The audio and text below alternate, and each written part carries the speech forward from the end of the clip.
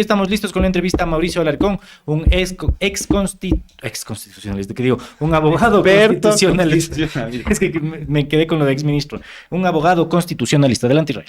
Sí, estamos aquí ya con Mauricio Alarcón. Muy buenos días, Mauricio. Gracias por estar nuevamente aquí en el espacio de BN Periodismo. Siempre un gusto, Israel. Buen día, un abrazo para ti y para todos los que hacen BN Periodismo. Primero quiero consultar una duda que tengo desde hace una semana, cuando se anunció de que supuestamente el señor Patricio Carrillo se iba a convertir en uno de los candidatos asambleístas del país. La pregunta de cajón sería acá, el señor Patricio Carrillo, luego de un juicio político, ¿puede candidatizarse, sí o no? Puede ser candidato a Israel sin ningún problema. El tema es que tiene impedimento para ocupar cargo público. Y aunque muchas personas ya hacen una interpretación favorable, diciendo que un cargo de elección popular no es cargo público per se y que por lo tanto no habría ningún problema, incluso mencionando analogía de situaciones anteriores, hay que respetar lo que dice la norma. Y el señor Carrillo puede ser muy capaz, puede tener mucha buena voluntad, como hemos visto en sus redes sociales, para contribuir al tema de la seguridad en el país. Lo cierto es que fue censurado por la Asamblea Nacional y por lo tanto quedó inhabilitado por 2 años para ejercer un cargo público. Eso significa que él, a pesar de que desee lanzarse como candidato o que el señor Fernando Villavicencio lo ponga en sus listas de asambleístas y haga campaña, en el caso de ganar, él no podría ejercer el cargo. Sí, y por ello es que sería un acto responsable del Consejo Nacional Electoral vetar incluso, basado en el procedimiento vigente, la candidatura para que los ecuatorianos no perdamos tiempo, mucho menos recursos en este tema que es evidentemente sensible. Y una de las cosas que quería comentarle también es que, bueno, tras la disolución de la Asamblea Nacional, el gobierno emitió varios decretos ley que deben pasar por la Corte Constitucional. ¿Cuál debería ser el rol de la Corte Constitucional el día de hoy, a propósito de todos los decretos que está emitiendo el presidente Guillermo Lasso? Esto que está viviendo el país es una situación extraordinaria que no tiene precedentes. La Corte Constitucional tiene un rol que jugar, no solo como ya lo vimos, al revisar acciones de inconstitucionalidad que se presenten respecto del decreto que disolvió la Asamblea, como en este caso para avalar mediante dictamen previo si aquellos decretos ley en manos del Ejecutivo cumplen con los preceptos constitucionales para entrar en vigencia inmediata. En ese sentido, la Corte durante estos días ha tratado de establecer un procedimiento, ha tratado de echarlo a andar en función de quien está como juez principal o jueza principal en el tema y veremos sus resultados, creo, en los próximos días. Lamentablemente, Israel, analistas que ni siquiera conocen de derecho constitucional, debo decirlo, que incluso pertenecen a otras profesiones y ni siquiera son abogados, muy sueltos de huesos en medios de comunicación, interpretan lo que hace la Corte Constitucional como una acción política, desconociendo cuestiones elementales del procedimiento al interior de la Corte Constitucional, así como la situación de que en esta vez se definirán de manera estable, por llamarlo de alguna forma, líneas básicas que incluso podrían aplicarse para el futuro. En el caso de la Corte Constitucional, en esta coyuntura, ¿se la podría analizar como un contrapeso a lo que haría el Ejecutivo a propósito de que él tiene la oportunidad de mandar decretos ley? La Corte Constitucional es un contrapeso para el Ejecutivo respecto de los decretos ley según el artículo 148 de la Constitución. Si tú revisas el contenido de dicho artículo, de la norma suprema, la principal del ordenamiento jurídico, se dice claramente que el presidente, al no haber asamblea, queda facultado para expedir decretos ley de urgencia en materia económica, siempre que esto pase previamente por un control de la Corte Constitucional. De esta forma, no quiere decir que el presidente asume la totalidad de las funciones legislativas a través de decreto ejecutivo, sino solo en temas específicos sujetos a un control previo por parte de este órgano. Ahí se equilibra en alguna medida el poder al momento que el presidente asume una facultad que originalmente no le corresponde, la de legislar. ¿Y cómo es el tema de los plazos? El presidente de la República emite el decreto, se anuncia en medios de comunicación, va a la Corte Constitucional. ¿Cuánto se demoran ellos en revisar y en dar paso o no?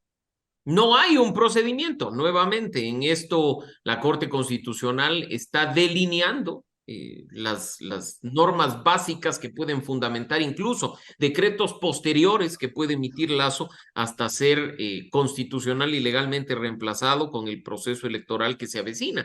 Así es que hay que esperar y ver cómo la Corte delinea este tema, toda vez que hemos visto incluso en esa resolución que fue puesta a conocimiento de todos los ecuatorianos, está convocando a que se presente amicus curiae, se ha pedido incluso al gobierno a justificar la urgencia y habrán audiencias y habrán cuestiones que pues en este caso se están dando sobre la marcha. Uno pensaría que precisamente el factor urgencia que alegue el Ejecutivo para expedir un decreto ley de este tipo, también debe ser tratado por la Corte Constitucional, pero ¿cómo responder de manera urgente si es que no tienes de manera formal un procedimiento establecido?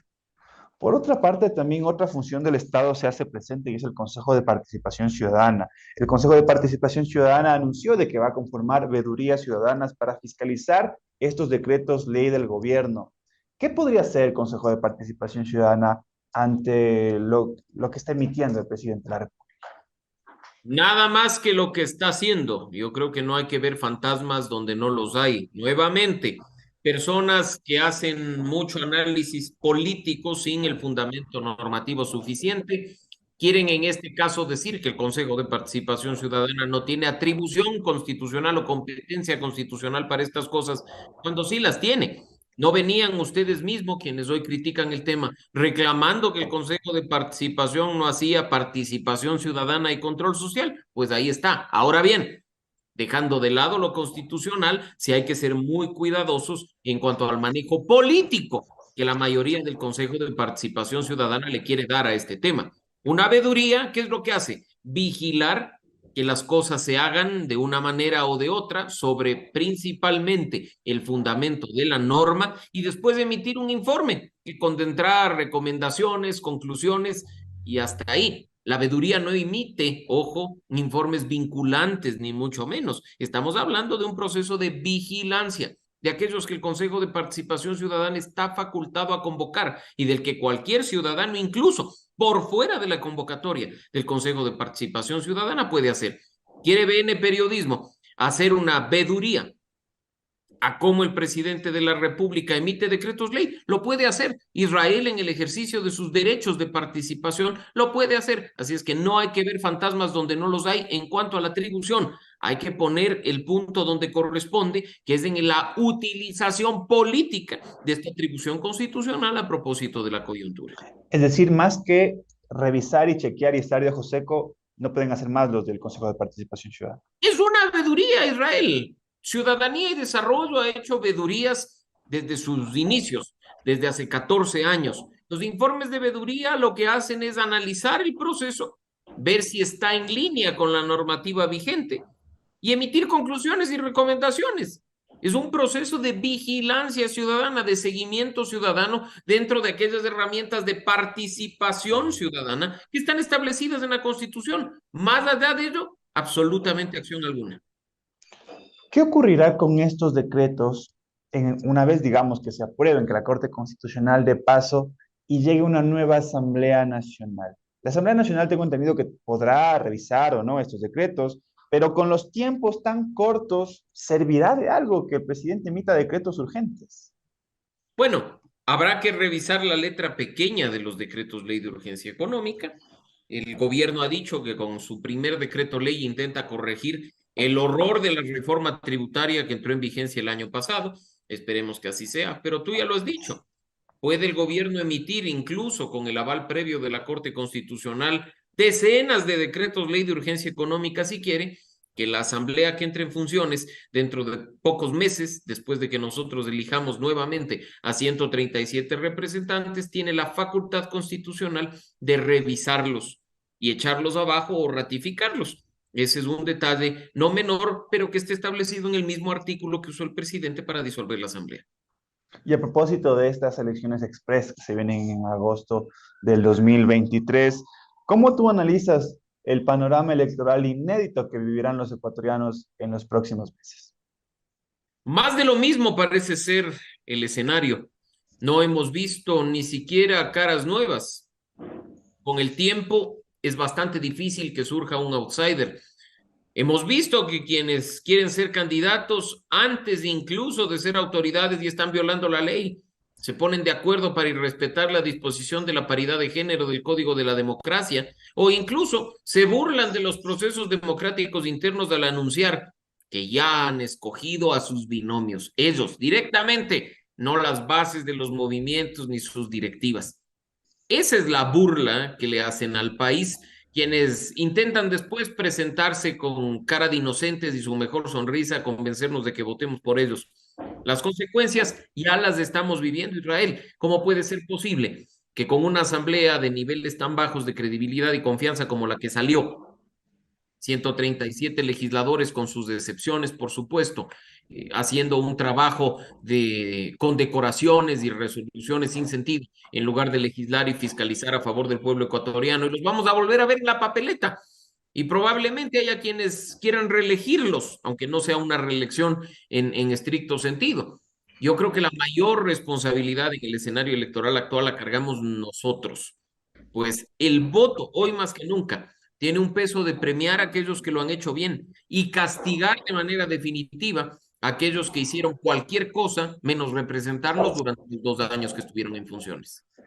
Una duda que ayer conversamos también con un personaje reconocido de la política y también nos planteaba es el hecho de que el gobierno de Guillermo Lasso, cuando empieza su gestión, presenta un plan que va a la Asamblea Nacional y se aprueba. Si bien este gobierno, un gobierno nuevo de transición, llamémoslo así, estaría trabajando sobre ese plan ya presentado del gobierno de Guillermo Lasso, o es el nuevo gobierno, X gobierno que llegue, tiene que presentar un nuevo plan para que vaya nuevamente a la Asamblea, sea aprobado y que empiece a marchar la maquinaria ecuatoriana. Cuestiones que no tienen respuesta, Israel, y tú lo has dicho. Estamos frente a un periodo de tiempo. Políticamente hablando, ese periodo empezó en 2021 y termina en 2025. Estamos frente a un gobierno de transición.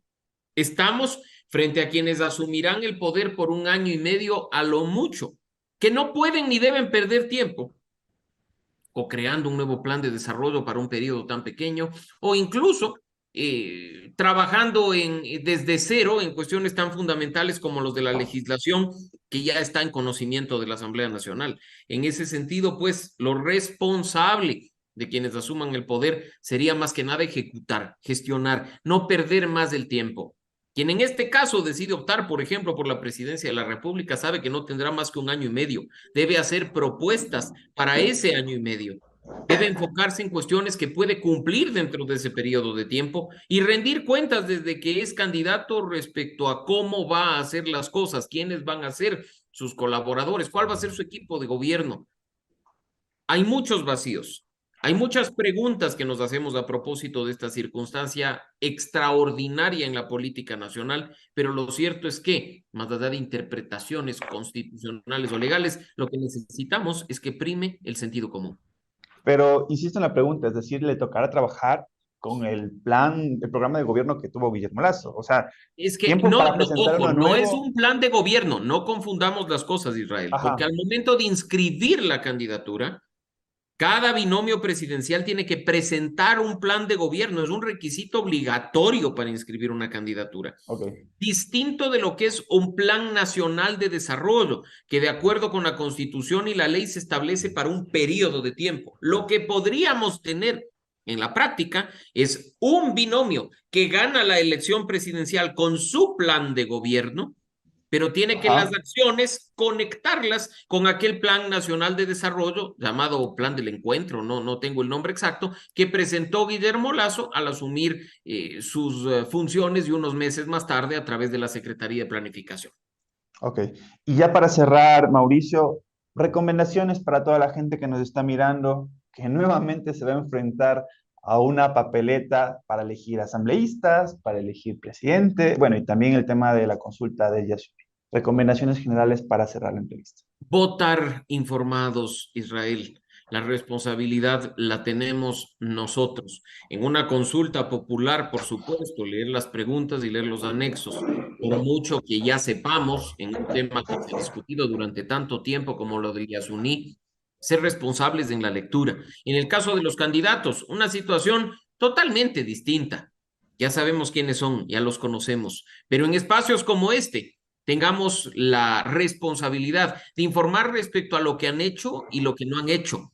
Que aprovechemos datos importantes, y tú lo sabes, como los que maneja nuestro observatorio legislativo, para decirle a la ciudadanía, mira, este candidato que no movió un dedo durante 2 años, viene a decirte que quiere ocupar su curul durante 1 año y medio más, quién sabe para qué.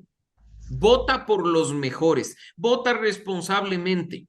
Toma a tiempo leer, sí, pero de esa lectura y de rayar con inteligencia y responsabilidad la papeleta, tendremos un periodo de transición relativamente tranquilo y enfocado principalmente en nosotros, no en los intereses de unos pocos.